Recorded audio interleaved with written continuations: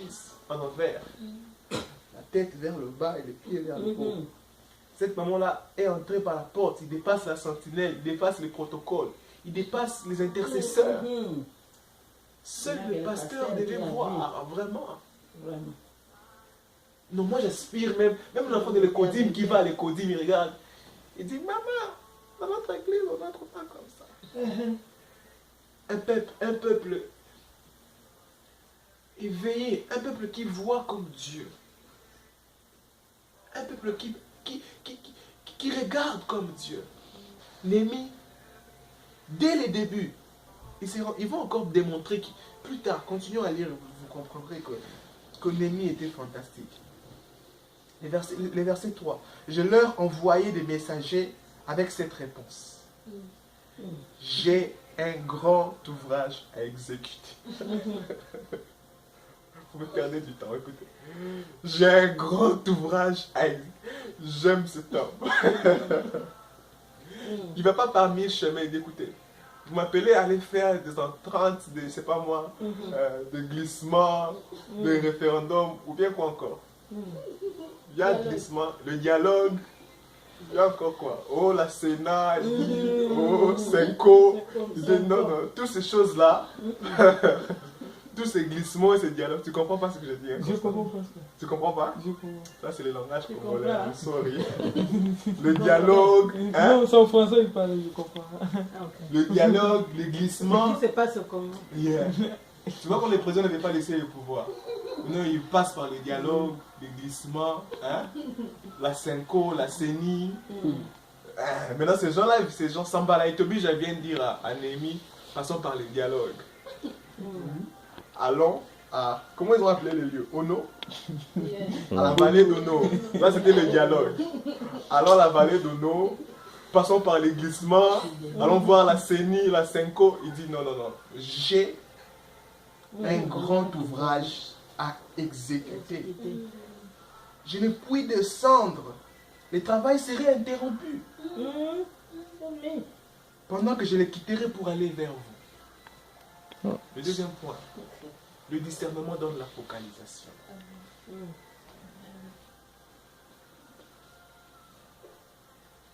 Il savait sa tâche. Il dit non, mon travail, c'est de faire ceci, c'est de bâtir ces murailles.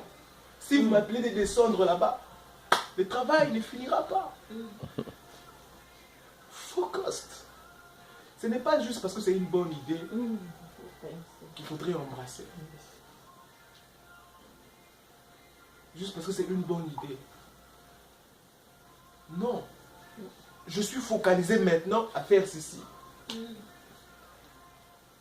C'est une bonne idée, oui, mais avec la vision de maintenant, dans ma vie présente, I'm so sorry. C'est ce que Néhémie était en train de faire. Le discernement rend la focalisation active. Le verset 4. Ils m'adressèrent 4 fois la même demande. J'aime la suite. Et je leur fis la même réponse.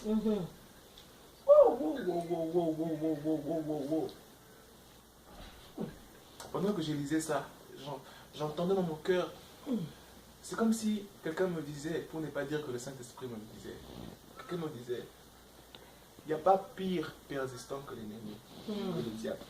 Il me le disait, il me dit, quand l'ennemi est persistant, sois consistant. Amen. L'ennemi continuera toujours.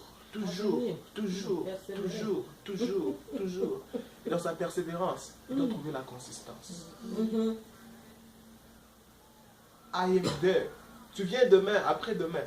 I am there. C'est pour cela l'ennemi que vous avez vaincu hier, vous devez continuer à les vaincre demain, et après-demain, et après-demain, et après-demain, et après-demain. Il doit trouver la consistance. La Bible déclare qu'ils envoyèrent la même lettre 4 fois, encore, et encore. Et j'aime, l'ennemi dit, je vais répondre aussi la même chose. La consistance. I love Nehemiah. Il ne changeait pas sa position. Il ne changeait pas. He was there. Les choses qui nous ont donné la victoire hier. Ne disions pas parce que nous avons déjà obtenu la victoire, passons. Non.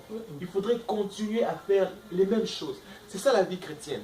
Les armes que nous avons reçues hier, on ne les abandonne jamais. Non.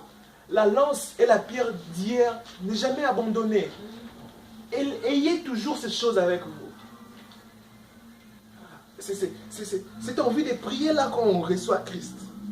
C'est envie de vouloir méditer la parole, de vouloir... Souvent quand on reçoit Christ, on veut mémoriser les versets. Il ne faut jamais laisser ces choses. Il faut toujours continuer à mémoriser le verset. Je me rappelle quand j'ai commencé à m'entraîner à prêcher en anglais, au préalable, je voulais toujours vouloir traduire en français. Genre à la tête, j'ai traduit ce que je veux dire en français en anglais. Et puis ça sonnait bizarre, ça n'avait pas de sens. Les anglophones te regardent, qu'est-ce que tu veux dire? Par exemple, Christ est le consommateur de notre foi. Vous connaissez ce verset-là qui dit Christ est le consommateur de notre foi. Mais non, moi, quand je n'ai pas encore lu ces versets-là en anglais, je vais traduire cela. Christ, je peux dire Christ is the eater of our faith. It doesn't make sense. Christ eats our faith, le consommateur. Like, ça n'a pas de sens. Alors j'étais obligé de rentrer, commencer à vouloir mémoriser même des versets bibliques en anglais. Pourquoi? Parce que les armes d'hier nous servent aujourd'hui dans la vie chrétienne. Cette consistance. Elle me déclare, Néhémie dit, je leur donnais la même réponse. Pourquoi vous voulez changer? On ne change pas l'équipe qui gagne. C'est simple. Cette équipe-là gagne. On ne change pas. Aujourd'hui, l'entraîneur a fait match nul. Parce qu'il a changé l'équipe qui gagnait. Constant est content quand il entend parler de ça. On ne change pas l'équipe qui gagne. Alléluia. Et verset 5. Sambala m'envoya ces messages. Une cinquième fois. Il ne se fatigue pas finalement. Par son serviteur qui tenait à la main une lettre ouverte. C'est pas pour lui. Il était écrit, le bruit se répand parmi les nations. Et Gashmu affirme que toi et les Juifs, vous pensez à vous révolter et que c'est dans ce but que tu rebâtis la muraille. Tu vas, dit-on, devenir le roi. C'est-à-dire, ce serviteur-là vient avec une lettre déjà ouverte. Il dit, c'est pas moi. Toi même regarde ce qui est écrit ici. C'est pas moi. Il dit, c'est vrai ou c'est pas vrai? Regarde ce qui est écrit ici. Quand même, dis-moi. Déjà ouverte, la lettre ouverte. Et la lettre dit, dans cette lettre, il est écrit que tu veux devenir roi de Juda. Et pourtant, quand Néhémie quittait la Babylone pour aller vers Juda, il a demandé la faveur du roi. C'était à l'époque où le peuple d'Israël était encore en esclavage. Captivité. En captivité, merci.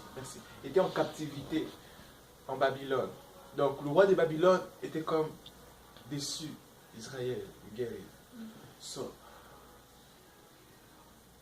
Néhémie prend la lettre à la faveur du roi. Il s'en va bâtir les murailles. Et maintenant, ces gens-là veulent comme mettre le conflit entre le roi et Néhémie. En lui disant, écoute, d'ailleurs, le roi ne sait pas que tu es en train de faire ceci parce que tu veux détourner. Tu veux faire ceci parce que les murailles, nous l'avons dit, les murailles étaient représentées dans le temps comme une défense. Tu veux te bâtir une défense pour que quand le roi voudra attaquer, que tu aies déjà tes armures, déjà ta défense. Aussi, la muraille était définie comme une divinité. Rappelez-vous du mur de Jéricho.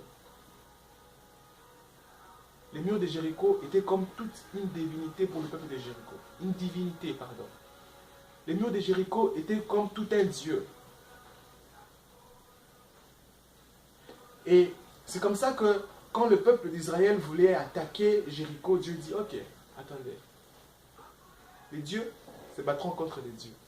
Et les peuples contre le peuple. Vous occupez-vous du peuple. Moi, je m'occupe de leur Dieu. Le mur ne touchez pas. Vous seulement, honorez-moi, et moi, je me lèverai de mon trône pour s'occuper de leur Dieu. Je ne sais pas qu'est-ce que Dieu a fait, les murailles et moi, Ngani. Les murailles a dit, hey, le roi s'est levé. Et les murailles, pour ces peuples-là idolâtres, représentaient aussi une divinité. Je disais que, c'est lui ici est en train de vouloir se créer une divinité. Évidemment, les murailles étaient l'œuvre de Dieu. C'est lui ici veut certainement élever un Dieu. Après avoir créé son royaume, et il appellera des prophètes pour s'auto-proclamer roi. Il voulait créer un conflit entre lui et le roi.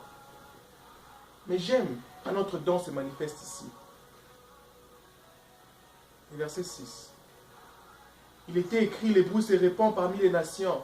Et Gashmu affirme, il y a toujours des gens qui affirmeront. J'aime ça.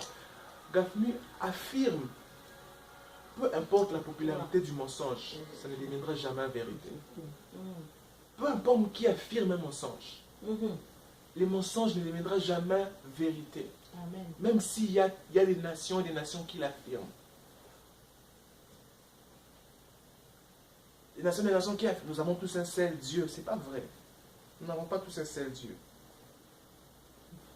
Nous avons tous un seul Dieu. Il y a des choses qui viendront comme ça dans le futur. Parce que quelqu'un me disait, je préfère taire son nom. Quelqu'un me disait, nous avons tous un seul Dieu. Je peux épouser une femme qui est dans le Bouddha, ou bien qui est dans l'hindouisme. Nous avons un seul Dieu. I was like, no, we don't have one God. La Bible déclare qu'il y a un médiateur, Jésus-Christ.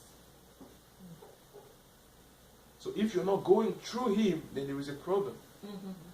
Pour votre relation, vous devez arriver à vous compromettre. L'un doit suivre l'autre. He was like, non, je dis, ok. Quand tu seras prêt pour parler, viens encore, je vais te l'expliquer la fois prochaine avec la Bible.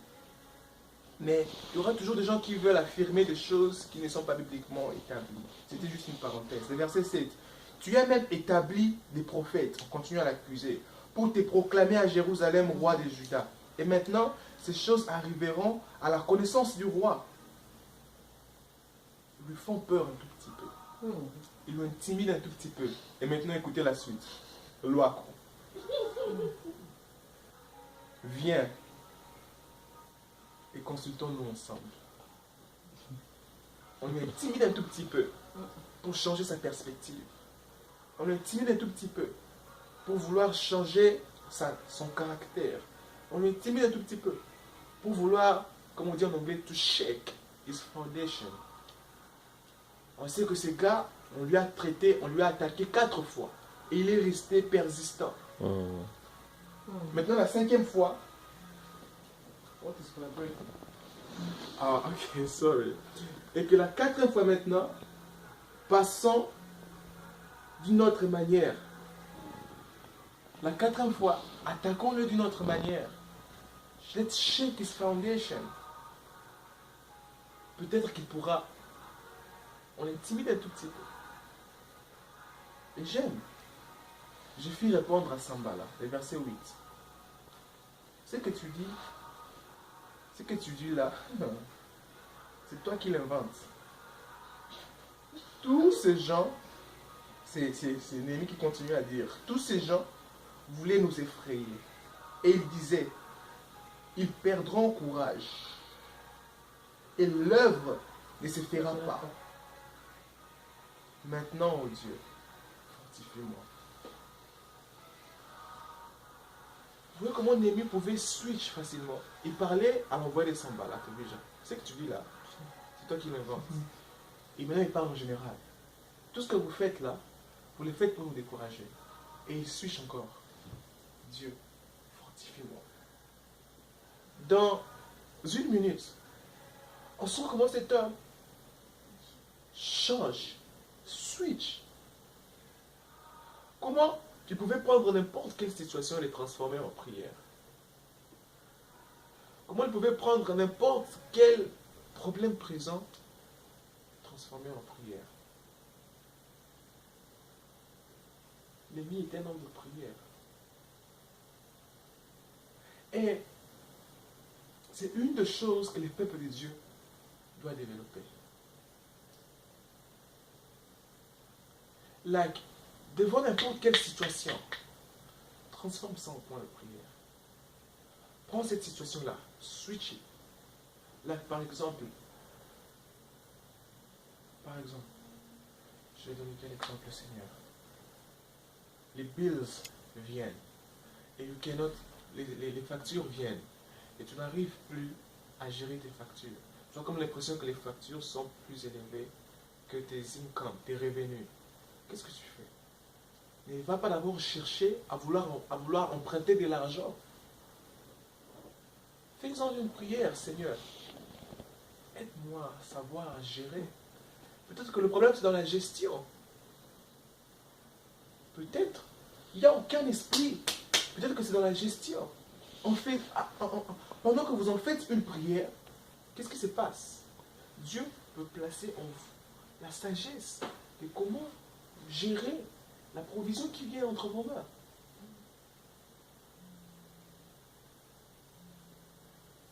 Et directement, Néhémie pouvait tourner, transformer chaque situation en prière.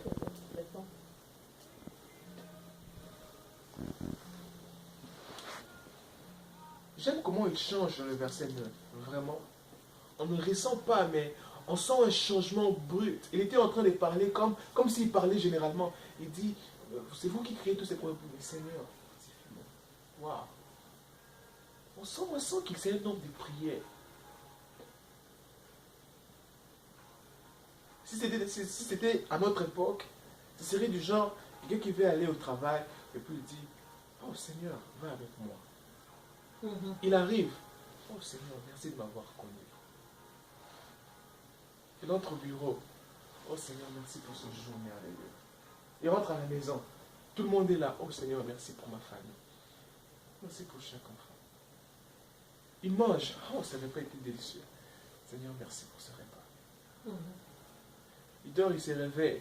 Waouh, quel beau jour. Seigneur, merci. Merci pour ce que j'ai à faire aujourd'hui. Aide-moi. Il a un rendez-vous. Seigneur, conduis-moi dans ces rendez-vous. C'est comme ça que Néhémie vivait. Il pouvait switch facilement. Pendant qu'on lui présente un problème, directement, lui s'adresse à Dieu. Voilà pourquoi il avait un fort discernement.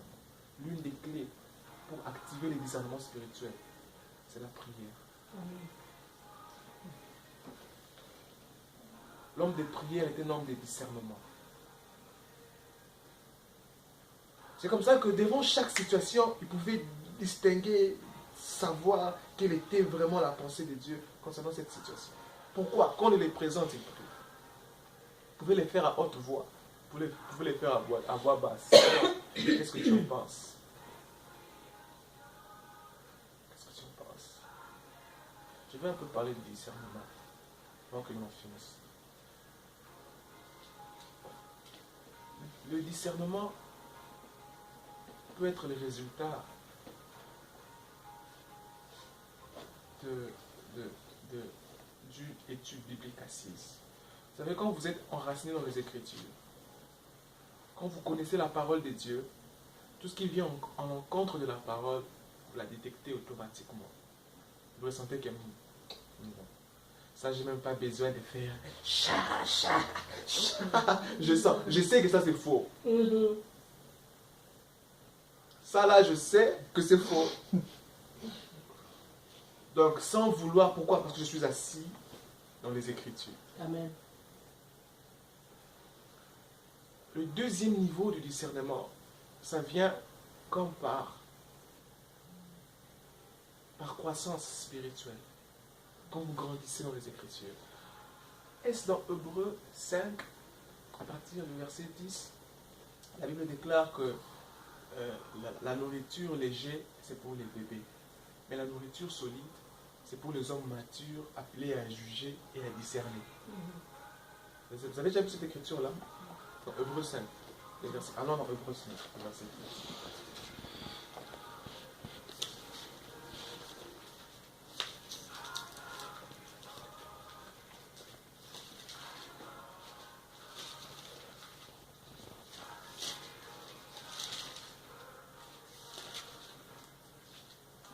commençons au verset 11 pour comprendre. Mais la clé, c'est le verset 14 et 13.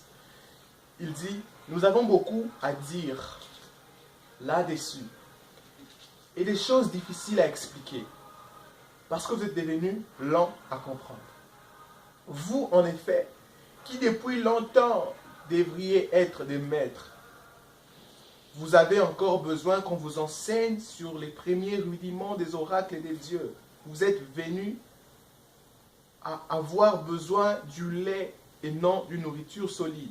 Or, quiconque en est au lait n'a pas l'expérience de la parole de justice, car il est un enfant. Dans le verset 14, c'est la clé. Mais la nourriture solide est pour les hommes faits, pour ceux dont le jugement est exercé par l'usage à discerner ce qui est bien et ce qui est mal. Guéri. Un enfant ne pourra pas distinguer. L'enfant met tout ce qui est devant lui à la bouche. Un enfant peut même s'étouffer. Pourquoi? Parce qu'il a mis une bile dans sa bouche. Si vous ne l'empêchez pas, l'enfant ne saura pas discerner. Mais un homme adulte et mature, spirituellement aussi c'est pareil. Un homme mature peut regarder et se dire, ça n'a pas l'air d'avoir la forme d'entrer dans ma bouche. Ce n'est pas comme de la nourriture. Un homme mature peut voir. Un homme mature peut sentir. Un homme mature peut toucher et dire non, ça c'est pas de la nourriture. Mais un enfant n'arrive pas à discerner la différence entre les deux. Et deuxièmement, premièrement, c'était quoi, j'ai dit? Ça vient par les enseignements de la parole, premièrement. Deuxièmement, par la maturité spirituelle. Et troisièmement, c'est un don. Yes. C'est un don. Dans 1 Corinthiens 12, la Bible dit que parmi le don, la Bible dit, il y aura des dons de guérison, des dons de discernement de langue, des dons de prophétie, ainsi et consort. Le discernement peut aussi être un don. Un don, c'est ce que l'on donne gratuitement. C'est un cadeau, c'est comment on dit, une offre, c'est une offre. Un don, c'est une offre. Alors le discernement vient aussi comme résultat du don gratuit de Dieu. Alors Néhémie, quand on voit la vie de cet homme de Dieu, on sent que cet homme de Dieu exerce le discernement par maturité. Pourquoi? Parce qu'il savait à tout moment qu'il devait s'adresser à Dieu. Et dès lors qu'il le fait, il sait exactement que faire en retour. Alléluia. Le verset 10. Je m'arrêterai peut-être au verset 13.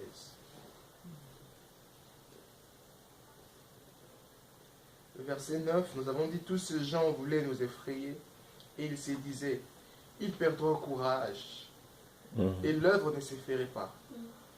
Maintenant, ô Dieu, fortifie-moi. Le verset 10, je me rendis chez Shemeyaja, fils de Delaja, fils de Mehétabel. Il s'était enfermé